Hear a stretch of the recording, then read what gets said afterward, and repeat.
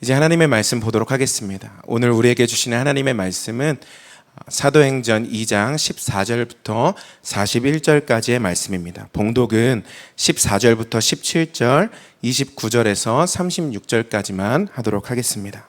제가 한 절, 성도님들께서 한 절 교독하겠습니다.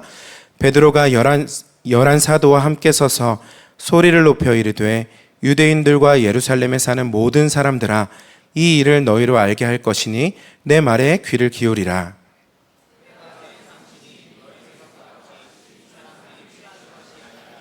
이는 곧 선지자 요엘을 통하여 말씀하신 것이니 일러스되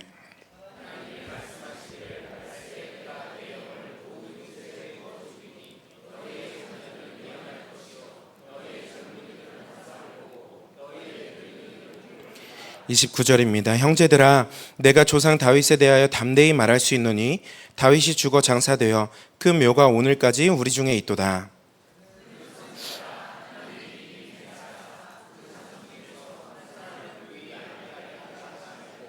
미리 본고로 그리스도의 부활을 말하되 그가 음부에 버림이 되지 않고 그의 육신이 썩음을 당하지 아니하시리라 하더니,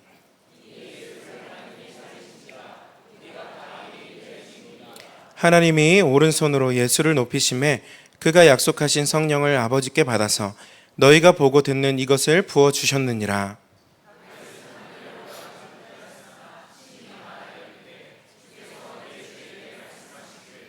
내가 내 원수로 내 발등상이 되게 하기까지 너는 내 우편에 앉아있으라 하셨도다 하였으니, 너희가 십자가에 못 박은 이 예수를 하나님이 주와 그리스도가 되게 하셨느니라 하니라. 아멘. 저는 목회하시는 부모님 밑에서 자랐습니다. 그 교회 사택에서 살다 보니까 사람들이 오해하기를 되게 부자인 줄 알았던 것 같아요. 어려서부터 도둑이 많이 들었습니다. 학교에 갔다 오면 집이 창문이 다 열려 있고 널브러져 있던 때도 있었고, 또 부모님께서 항상 새벽 기도를 가시는 것을 알고 그 시간에 맞춰 도둑이 들어오는 때도 여러 번 있었습니다. 제가 지금 덩치였으면 도둑이 깜짝 놀라서 도망갔을 것 같은데, 그때는 어렸을 때다 보니까 너무 두려웠습니다. 그래서 제가 항상 혼자 집에 있을 때는 무기를 가져와서 옆에 이렇게 끼고 있다든지, 아니면 집에 혼자 들어갈 때 거기 있는 거 알아? 나와! 이렇게 혼자 외치면서 안심하고 들어갔던 기억이 있습니다.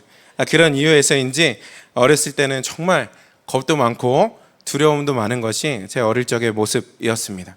그런데 성인이 되고 나서는 달라졌느냐? 또 다른 깊이의 두려움이 생긴 것 같습니다. 미래에 대한 불안, 자녀에 대한 걱정, 또 사람들과의 관계 속에서 오는 어려움, 또 그러면서도 지난 3주 동안 저희가 나눴던 것처럼 믿음에 있어서도 실패하고 넘어지기를 반복하는 제 스스로에 대한 그런 두려움, 염려 때문에 늘 불안함 가운데 살아가는 것이 제 모습이었지 않았나 하는 생각이 듭니다.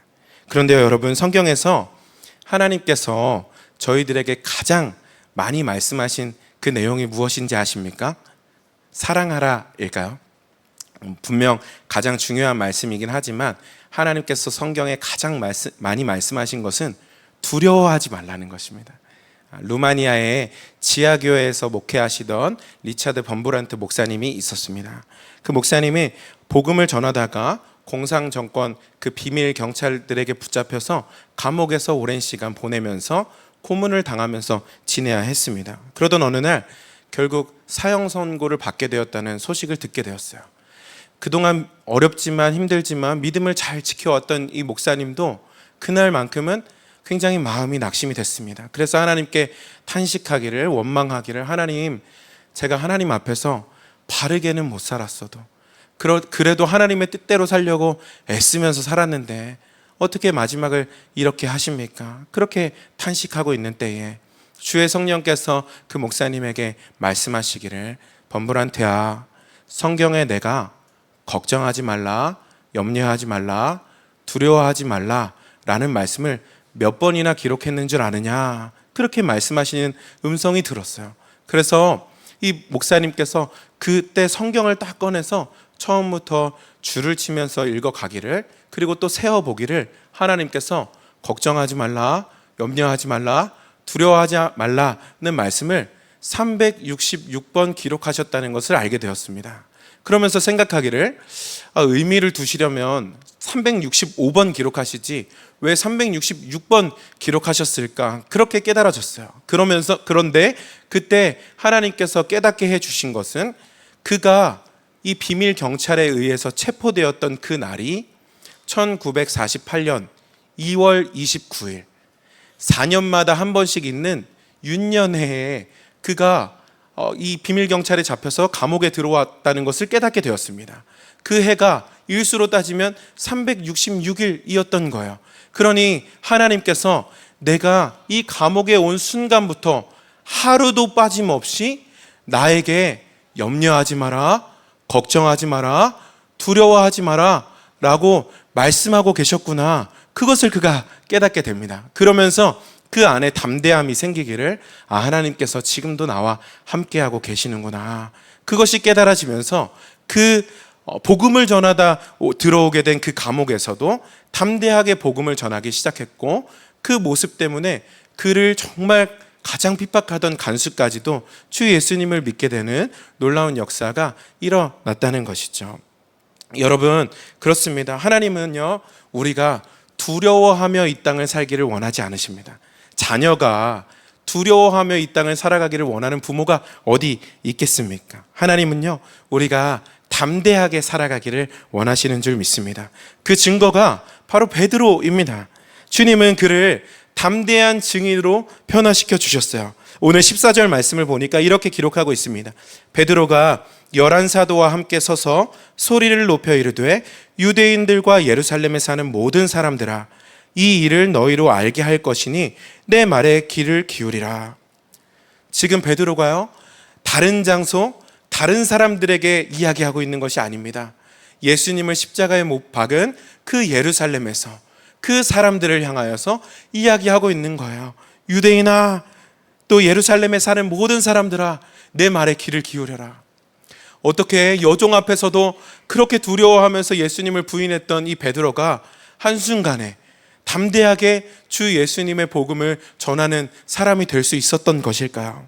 오늘 그것을 저희가 말씀을 통해 살펴보기를 원하는 것입니다. 첫 번째로요, 하나님께서 정말 그가 담대하게 변화될 수 있었던 이유, 그것은 첫 번째로 그에게 성령님이 임하셨기 때문에 그렇습니다. 15절부터 17절 말씀을 한번 보겠습니다. 때가 제3시니 너희 생각과 같이 이 사람들이 취한 것이 아니라 이는 곧 선지자 요엘을 통하여 말씀하신 것이니 일렀으되 하나님이 말씀하시기를 말세에 내가 내 영을 모든 육체에 부어주리니 너희의 자녀들은 예언할 것이요 너희의 젊은이들은 환상을 보고 너희의 늙은이들은 꿈을 꾸리라. 그렇게 씁니다. 오순절날 함께 모여서 기도하던, 그리고 성령의 오시기를 기다리던 그 120명의 제자들에게 정말 놀랍게 성령께서 충만하게 임재해 주셨죠. 그러면서 그 제자들이 각기 다른 언어로 하나님의 일을 말하기 시작하는데요, 사람들이 그 모습을 보고 다 놀라는 것입니다. 아니, 저들이 갈릴리 사람인데 어떻게 우리가 사는 말의 지역의 말로 하나님의 일을 말할 수 있는가? 그런데 그 중에는 저들이 세술에 취해서 그래 라고 그들을 조롱하는 사람들도 있었습니다.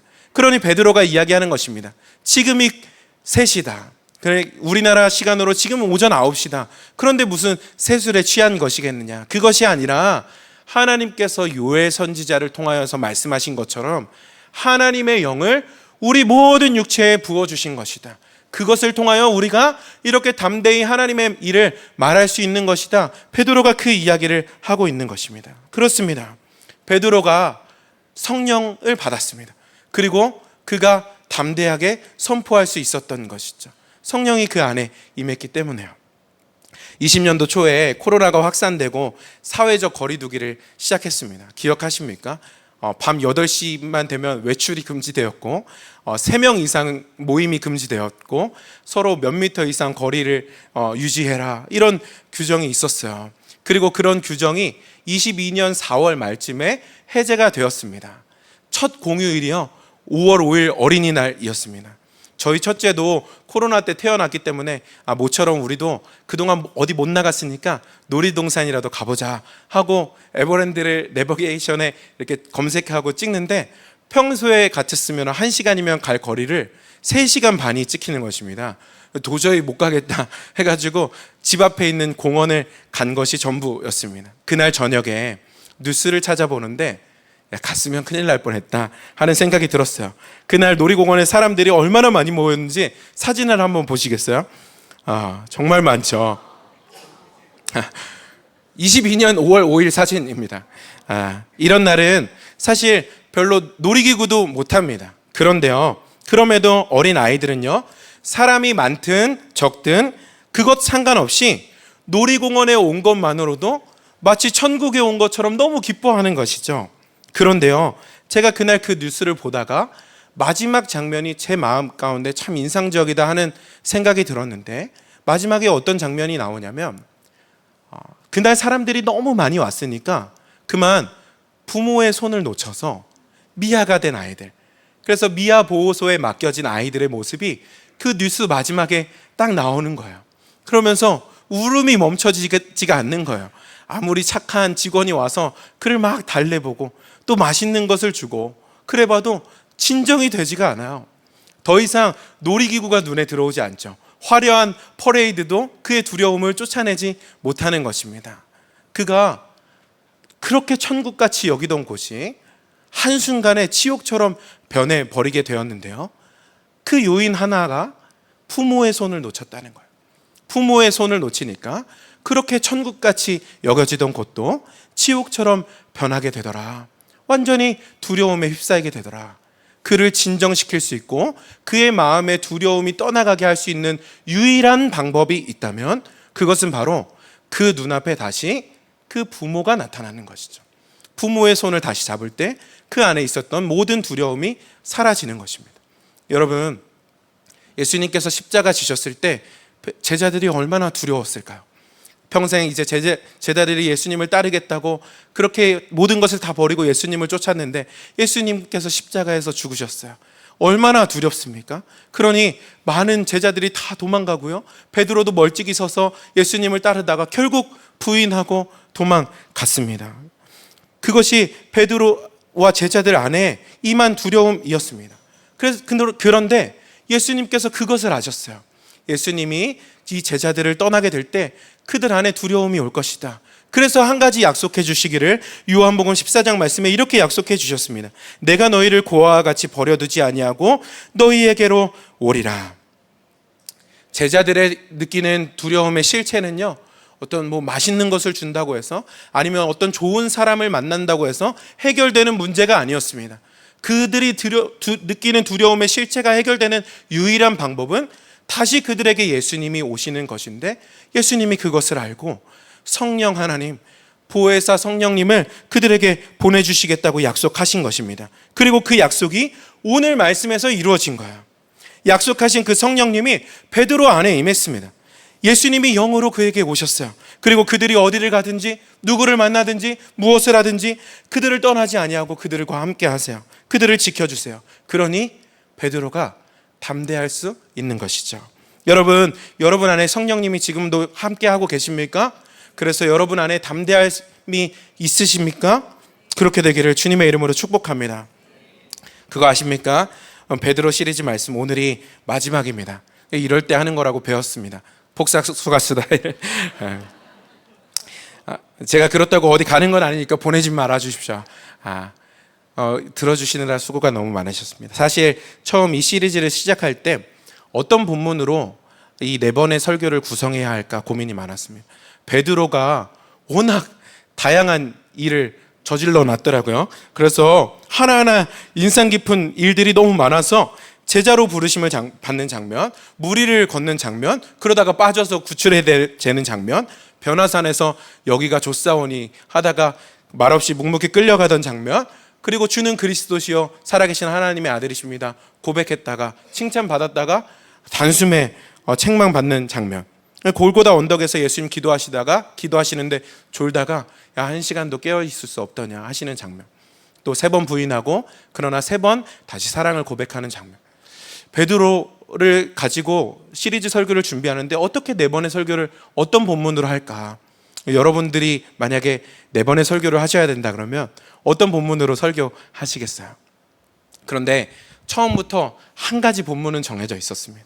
그것은 베드로가 성령 받은 이후의 말씀은 꼭 전해야 되겠다, 그런 마음은 가지고 있었어요. 왜냐하면 그가 변화될 수 있었던 이유, 그리고 그 변화의 완성은 성령이 임하신 것 때문이었기 때문에 그렇습니다. 그가 성령이 임하실 때 완전히 변했습니다. 그래서 그가 그의 결심도 아니고요, 그리고 그의 성품이 변화돼서 그가 변화된 것도 아니고 그의 변화는 성령의 임재로 말미암은 것.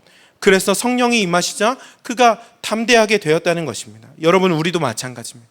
우리도 변화되길 원하잖아요. 실패를 반복하는 우리들, 정말 넘어지기를 수없이 반복하는 우리들이지만 이제 성령 받은 베드로처럼 우리도 하나님의 큰 일을 담대하게 전할 수 있는 사람이 되고 싶은데, 그것은 우리의 결단이나 우리의 어떤 성품의 변화로 이루어지는 것이 아니라 오직 성령님이 우리에게 임하실 때 가능하다라는 것입니다.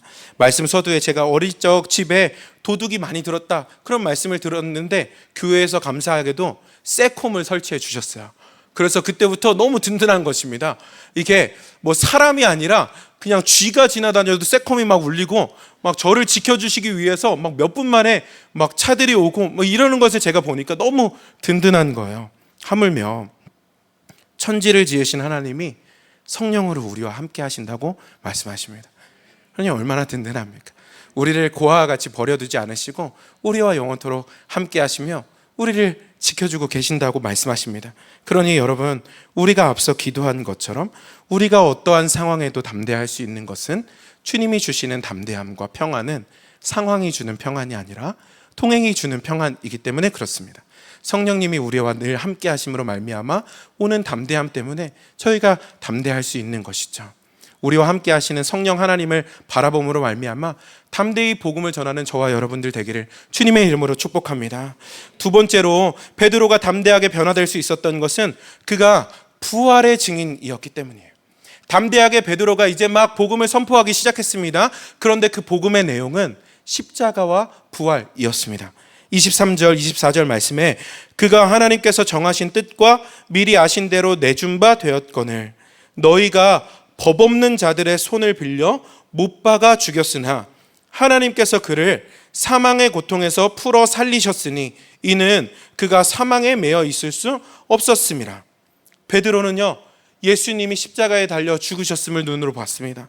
그러나 죽음을 이기시고 부활하셨음도 분명히 보았습니다. 그래서 그가 정확히 십자가와 부활을 알고 전할 수 있었던 것이죠. 그가 증인이었기 때문에 그렇습니다. 그래서 31절 32절 말씀에 미리 본 거로 그리스도의 부활을 말하되 그가 음부에 버림이 되지 않고 그의 육신이 썩음을 당하지 아니하시리라 하더니 32절을 함께 읽겠습니다. 이 예수를 하나님이 살리신지라 우리가 다 이 일의 증인이로다. 베드로는 증인이었어요. 부활의 증인이었습니다. 그는 자신의 생각이나 자신의 주장을 말하고 있는 것이 아닙니다. 그가 눈으로 목격한 것을 말하고 있어요. 그가 예수님께서 우리를 위해 죽으셨다가 다시 3일 만에 부활하신 그 직접 경험한 것을 말하고 있습니다. 그러니 그가 탐대할 수 있는 것이죠. 어떤 사람의 어떤 사상이나 그때 당시에 유행하는 어떤 신념을 전하는 것이 아니라 그가 보고 경험한 증거를 가지고 이야기했기 때문에 그가 담대하게 전할 수 있었습니다. 그래서 죽음 앞에서도 담대할 수 있었어요. 죽음 앞에서도 담대히 복음을 전할 수 있었습니다. 그가 죽음 앞에서도 담대할 수 있었던 것이 어디에서 드러나냐면 그가 복음을 전하다가 3번 감옥에 갇히는 때 드러납니다. 베드로가요, 복음을 전하다 3번 감옥에 갇히는데 첫 번째는요, 초범이라서 그냥 말로만 경고를 받고 풀려납니다. 두 번째는요, 재범이니까 이번에는 많이 맞아요. 매를 많이 맞고 그리고 풀려납니다. 그리고 3번째 잡혔을 때는요, 이제는 진짜 사형수로 잡혀 들어온 거예요. 그 전에 야고보가 먼저 순교를 했거든요. 헤롯이 야고보를 죽였어요. 그랬더니 이 유대인들이 자신을 막 너무 좋아하기 시작해요. 그래서 이번에는 베드로를 잡아서 죽여야겠다 하고 감옥에 가뒀는데 그날이 6월절이라 죽일 수 없었어요. 그리고 내일 그를 죽여야겠다 감옥에 잠깐 넣어둔 것이죠. 그러니까 베드로는 정말 죽음을 당하는 날을 하루 앞둔 그런 사람이에요. 그런데 그가 그 감옥 안에서 무엇을 하고 있냐면 사도행전 12장 6절에 이렇게 기록합니다. 헤롯이 잡아내려고 하는 그 전날 밤에 베드로가 그 두 군인 틈에서 두 사슬에 매여 누워 자는데 파수꾼들이 문 밖에서 옥을 지키더니 그랬습니다. 마지막 날 밤을 보내는 지금 이 베드로가 뭘 하고 있죠? 누워서 자고 있다는 거예요. 누워서 자고 있다. 그런데 어떻게 얼마나 깊이 그가 자고 있냐면 그 다음 7절 말씀을 보니까 호련히 주의 사자가 나타나매 옥중에 광채가 빛나며 또 베드로의 옆구리를 쳐 깨워 이르되 급히 일어나라 하니 쇠사슬이 그 손에서 벗어지더라 그랬습니다. 베드로 앞에 천사가 나타났어요. 그리고 번쩍번쩍 광채를 비추고 있습니다. 그런데도요 베드로가 깨질 않는 거예요. 그래서 베드로를 천사가 어떻게 깨웁니까? 옆구리를 쳐서 깨웠다는 거예요. 그만큼 베드로가요 평안의 깊은 잠을 자고 있었다는 거예요. 죽음을 눈앞에 둔 그 순간에도 담대하게 그가 잠을 잤다는 것이죠. 여러분도 정말 죽음을 앞에 두고도 담대할 수 있습니까? 어떻게 그럴 수 있죠? 부활의 증인이 될 때 그럴 수 있는 것입니다. 아, 죽음이 끝이 아니구나. 죽음이 끝이 아니구나. 우리에게는 정말 영원한 생명, 그것이 우리에게 주어졌구나. 예수님께서 죽음을 이기시고 다시 산 것을 보니 부활의 소망을 정말 우리에게 주신 것이구나. 그것이 믿어질 때 우리가 죽음 앞에서도 담대하게 복음을 전할 수 있게 되는 것이죠. 최근 문화사역국 아이들과 양아진 선교사 묘원에 다녀온 적이 있습니다. 그때 가서 정말 많은 선교사님들의 묘비를 이렇게 봤습니다. 저희가 다 알만한 아펜젤러 선교사, 그리고 선교사님, 그리고 언더우드 선교사님, 스크랜튼 선교사님, 셔우드월 선교사님, 알렌 선교사님, 여러 가지 묘비가 있었어요. 그리고 그 묘비 앞에 이 선교사님은 언제 조선에 들어와서 어떻게 조선에서 복음을 전하다가 순교하신 분이십니다. 자세하게 써 있더라고요. 너무 감동이 되고 또 눈물도 났습니다. 그런데요, 저기 한쪽에 보니까 정말 그것도 너무 초라한 묘비지만 그러나 더 초라한 묘비들이 저기 한 구석에 있는데 정말 작은 묘비들, 어린 아이들의 묘비가 한쪽에 이렇게 있더라고요. 선교사님들의 자녀들의 묘비였습니다. 복음을 전하기 위해 이 땅에 이 땅에 오신 부모님을 따라 조선에 왔다가 위생도 좋지 않고 또 의료 시설도 열악하니까 그 어린 아이들이 병에 걸려 그만 생을 마감하게 된 그 아이들의 묘비가 그곳에 있더라고요. 그 묘비를 보면서 어떤 아이들은 지금 제 아이들보다도 더 어린 그 아이들의 묘비가 있었고, 또 어떤 아이들은 신원을 알 수 없어서 그냥 언노운, 이렇게 아무것도 이름도 미상인 그런 묘비도 있었던 것을 보게 되었습니다. 그것을 생각하면서 아니 어떻게 자녀들까지, 어린 자녀가 있는데 이 조선 땅에, 그때 당시에 이 조선은 정말 복음을 박해하던 그런 땅인데 그 자녀들을 어떻게 데려와서 복음을 전하셨을까? 단번에 깨달아지기를 그들이 부활의 증인이었기 때문이라 라는 것이 깨달아졌습니다. 죽음이 끝이 아님을 그들이 알았기 때문에, 이 땅에서의 삶이 전부가 아님을 알았기 때문에, 영원한 생명이 있음을 그들이 깨달았기 때문이죠. 실제로 아펜젤러 선교사, 언더우드 선교사가 이 땅에 도착한 날이 부활주일이었어요. 그리고 본국에 이렇게 보고를 한 기록이 있습니다. 우리는 부활주일에 여기 왔습니다. 이날 죽음의 철장을 부수신 주님께서 이 백성을 얼매고 있는 줄을 끊으시고 그들로 하나님의 자녀들이 얻는 빛과 자유를 얻게 하소서. 선교사님들은 정말 부활의 증인이었습니다. 부활의 주님을 믿은 사람들이었어요. 그래서 흑암으로 가득해 보이는 이 땅에도 부활의 주님이 임하시면 그들에게도 빛과 자유가 임할 것이다. 그렇게 믿고 담대하게 조선 땅을 밟을 수 있었던 것입니다. 여러분, 우리도 부활의 증인입니다. 비록 육신의 눈으로는 우리가 예수님이 다시 살아나신 것을 보지는 못했지만, 그러나 그것보다도 더 확실하게 성령 하나님께서 우리 안에 오셔서 그 일을 증거해 주시는 놀라운 일을 일으켜 주셨어요. 우리도 부활의 증인으로 살아갈 수 있도록 진리의 영이신 성령께서 말씀을 통하여 그것이 우리 안에 믿어지게 해주셨습니다. 이 땅에서의 삶이 끝이 아니고 하나님 나라에서 영원한 삶이 예비되어 있음을, 우리가 다시 부활하여 그 땅에서 영원한 기쁨을 누리면서 살아가게 될 것을 주님께서 말씀해 주셨습니다. 그러니 죽음 앞에서도 담대하게 복음을 전할 수 있는 것이죠. 부활의 증인으로 담대히 복음을 전하며 살아가는 우리 모두가 되기를 주님의 이름으로 축복합니다. 마지막으로 짧게 나누고 마치겠습니다. 베드로가 담대할 수 있었던 이유 마지막입니다. 그가 정말 예수님을 그의 구주로 믿었기 때문에 그렇습니다. 오늘 36절 말씀 보면, 그런즉 이스라엘 온 집은 확실히 알지니 너희가 십자가에 못 박은 이 예수를 하나님이 주와 그리스도가 되게 하셨느니라 하니라. 베드로는요, 하나님께서 예수님을 자신의 주와 그리스도가 되게 하셨다고 분명하게 믿고 전했습니다. 그것이 그에게 있어서 담대함의 이유였습니다. 왜 그렇죠? 그가 성령을 받았다고 해서, 또 부활의 증인이 되었다고 해서 그가 완전한 삶을 살았던 것은 아닙니다. 그도 성령을 받았지만, 또 부활의 증인이 되었지만 실수하고 또 넘어졌습니다. 언제 그랬죠? 사도행전 10장 말씀에 보면 이 고넬료를 하나님께서 성령을 보내주시기 위해 베드로를 택하여 보내려고 하시는데, 주님, 이방인과 어울리지 못하겠습니다. 그런 속된 일을 내가 할 수 없겠습니다. 그렇게 예수님께 이야기하는 장면. 또 갈라디아서 2장 말씀에 보면 바울에게 책망받는 장면이 나오죠. 이방인과 식탁 교제를 하기를 거부하고 나간 것을 통하여서 사람들의 눈치를 보느라 그렇게 한 것 때문에 그가 바울로부터 공개적인 책망을 받기도 합니다. 이전에 베드로라면 어땠을까요? 바울과 막 싸운다든지, 아니면 자신의 그런 부족함과 연약함 때문에 쉽게 낙심해버린다든지 그러지 않았겠습니까? 그런데 이제는 다른 것이에요. 자신의 연약함을 인정하고 그것을 사과하고, 그리고 다시 일어나 그래도 끝까지 나를 부르신 그 성령의 인도하심을 따라 그 부활의 증인으로서 복음을 전할 수 있게 되었어요. 왜 그렇게 할 수 있었죠? 예수님이 자신의 죄를 용서해 주시기 위하여서 십자가에 달리신 구주이심을 분명하게 믿었기 때문에 그렇습니다. 그 믿음이 그를 담대하게 했어요. 히브리서 10장 말씀에, 그러므로 형제들아 우리가 예수의 피를 힘입어 성소에 들어갈 담력을 얻었다 그랬습니다. 여러분, 우리가 담대할 수 있는 것은 우리가 완전한 사람이어서가 아닙니다. 우리는 넘어지고 실수하는 사람입니다. 그러나 언제라도 하나님께 나아가 회개할 수 있어요. 회개하면 우리를 용서해 주시고 안아주시는 그 예수 그리스도의 보혈로 말미암아 담대함을 얻게 된 것입니다.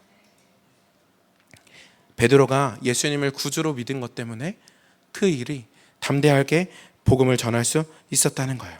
더 놀라운 것은 그 일을요, 하나님께서 이루셨다라는 사실입니다. 이사야 53장 말씀에, 우리는 다 양 같아서 그릇 행하여 각기 제 갈 길로 갔거늘 여호와께서 우리 모두의 죄악을 그에게 담당시키셨도다. 예수님을 십자가에 못 박은 것은요, 로마 군인도 아니었고 유대인도 아니었고 대제사장도 아니었고, 그리고 헤롯도 아니었고 빌라도도 아니었습니다. 하나님께서 우리의 모든 죄악을 주님께 담당시키셨다는 거예요. 오늘 말씀에도 그 점을 분명하게 이야기하고 있어요. 23절에 그가 하나님께서 정하신 뜻과 미리 아신 대로 내준 바 되었다.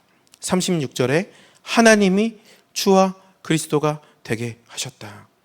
예수님이 우리의 구주가 되시기 위해 십자가에 달리신 일은 다른 누군가가 계획한 것이 아니라 하나님께서 우리를 사랑하시기에, 우리를 사랑하시는 그 주님께서 우리를 위하여 독생자를 아낌없이 내어주셨다라는 것입니다. 여러분, 우리가 우리의 연약함에도 어떻게 담대히 주의 복음을 전할 수 있겠습니까? 그 이유는 우리를 사랑하시는 하나님 아버지의 사랑 때문입니다. 구주 안에 담긴, 그 그리스도 예수 안에 담긴 하나님의 놀라운 신실한 사랑 때문에 여전히 우리가 담대할 수 있는 것이고요. 그리고 연약하도 쓰러져도 넘어져도 다시 담대함으로 회개하며 복음의 길을 끝까지 나아갈 수 있게 되는 것이죠. 말씀을 마무리하려고 합니다. 여러분, 사실 오늘 말씀을 준비하면서 제 마음이 참 무겁기도 했습니다. 사실 여러분들의 삶 가운데는요, 그러지 않아도 참 힘들고 어려운 일 많은데, 그런데 고난 중에도 담대히 복음을 전하라니 제가 하나의 뭔가 더 짐을 지어주는 것 같은 느낌을 받았습니다. 그런데 그것이 아니라고 주님께서 분명하게 말씀해 주시는 것 같았어요. 성도의 삶은 고난의 삶이다. 더 이상 복음의 증인이 되었기 때문이다. 그것을 알게 하셨어요. 땅끝까지 복음을 전하는 그 증인이 되었기 때문에. 그러니 그를 얼마나 사탄이 미워하겠습니까? 그러니 고난이 없으면 오히려 이상한 것이다. 그러나 그럼에도 우리가 그 고난의 길을 담대하게 나아갈 수 있는 것은 성령님이 우리와 함께 하시기 때문이고, 우리가 부활의 증인이기 때문이고, 구주 안에 담긴 하나님의 놀라운 신실하신 사랑 때문임을 믿습니다. 로마서 8장 말씀을 우리가 함께 읽고 마치도록 하겠습니다. 누가 우리를 그리스도의 사랑에서 끊으리요? 환난이나 공고나 박해나 기근이나 적신이나 위험이나 칼이랴. 기록된 바 우리가 종일 주를 위하여 죽임을 당하게 되며 도살당할 양과 같이 여김을 받았나이다 함과 같으니라. 그러나 이 모든 일에 우리를 사랑하시는 이로 말미암아 우리가 넉넉히 이기느니라. 아멘. 우리의 어떠함과 상관없이 우리를 여전히 사랑하시는 그 하나님의 사랑으로 말미암아 넉넉히 이기는 우리 모두가 되기를 주님의 이름으로 축복합니다. 함께 찬양하시고 기도하시겠습니다.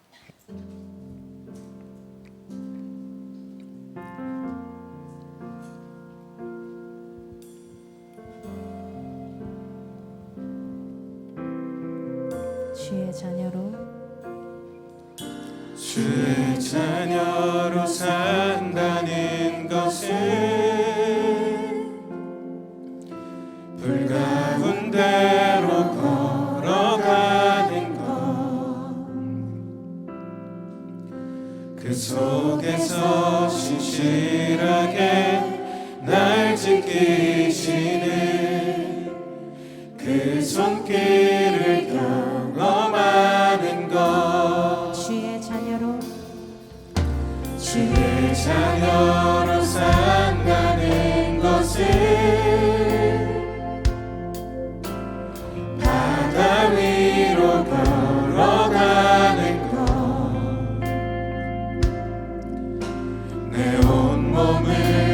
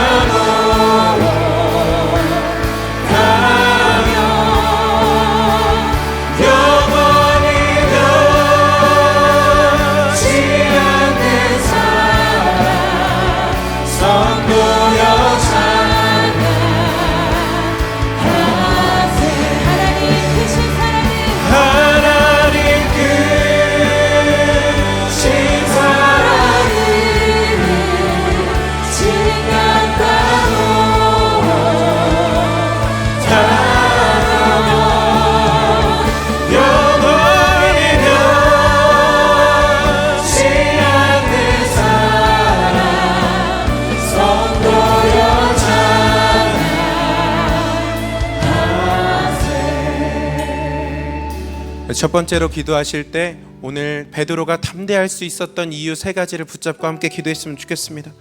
하나님, 눈을 들어 우리를 고아와 같이 버려두지 않고 지금도 우리와 함께 하시는 성령 하나님을 바라보게 하여 주옵소서.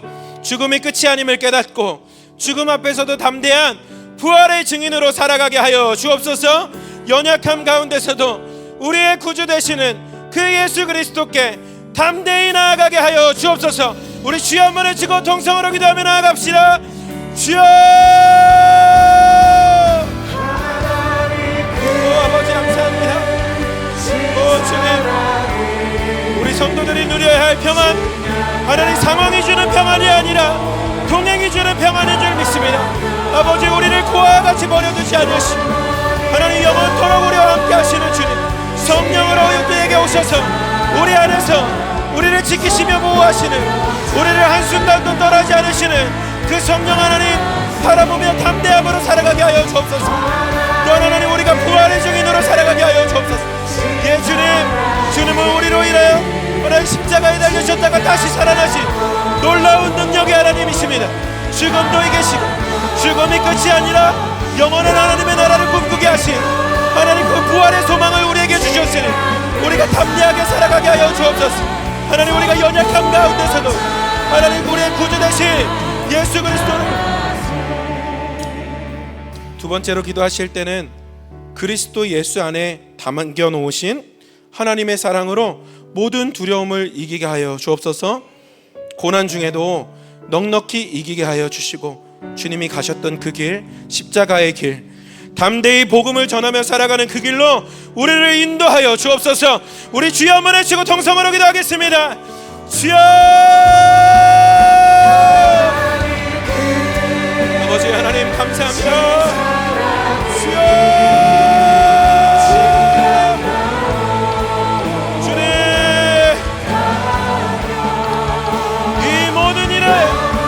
사랑하시는 이로 말미암아 우리가 넉넉히 이기느니라, 넉넉히 이기느니라. 예 주님, 우리가 담대히 십자가의 길을 나아가게 하여 주옵소서. 하나님, 그 길로 나아가게 하여 주옵소서. 하나님, 우리로 하여금 담대히 복음 전하는 길로 나아가게 하소서. 아버지, 삼으셨소. 하나님, 우리가 하나님 그 길로 나아가게 하소서.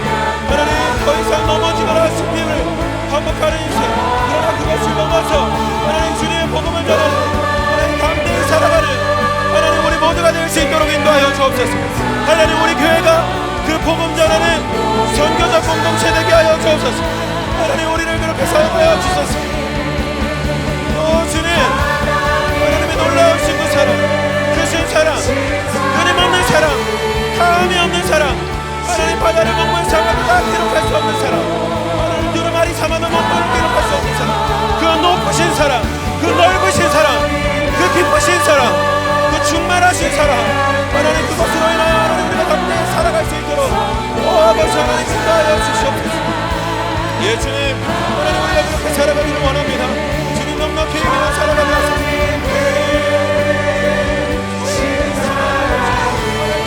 살게 하소서. 주님없이 살게 하소서. 말씀으로 살게 하소서. 담대히 주의 말씀을 선포하게 하소서. 주님, 아버지 주님,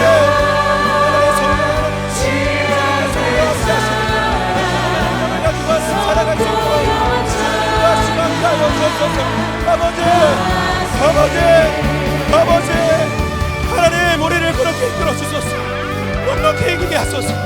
우리가 종일주를 위하여 죽임을 당하게 된 도살당을 양같이 여김을 받고 그 순간 앞에서도 하나님 주님의 우리를 사랑하시는 이로 말미암아 넉넉히 이기는 삶을 살게 하여 주옵소서. 복음의 타협이 없게 하소서.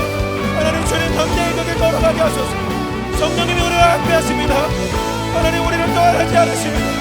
주님, 창조자 하나님, 능력의 하나님이 우리와 함께 하심을 바라보고, 예 주님, 우리를 부활의 증인 삼으신 주님을 바라보고, 하나님 주님, 우리가 그 모든 일을 넉넉히 승리하며 나아갈 수 있도록 주님 인도하시고 함께 하여 주옵소서.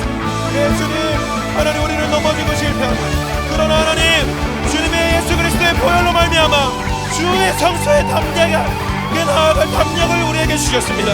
아버지, 우리가 언제나 어느 사람 하나님 주님의 약함 가운데서도 주와 동행하며 담대히 살아갈 수 있도록 주님 하나님 인도하여 주옵소서. 보혈의 은총을 하나님 우리가 누리게 하여 주옵소서. 하나님 우리를 사랑합니다. 주님 성령 하나님을 사랑합니다. 주님 나를 사랑하시는 주님께서 하나님 주님 나를 위하여 십자가에 못 박고 하나님 그 복음을 우리에게 허락하여 주셨습니다. 나도 내 한 목숨 바치지 아니하고 아끼지 아니하고 그 복음을 위하여 하나님 정말 주님이 생명을 죽게 드리는 심정으로 이 땅을 살아갈 수 있도록 주님 인도하시고 함께하여 주옵소서. 주님 감사합니다.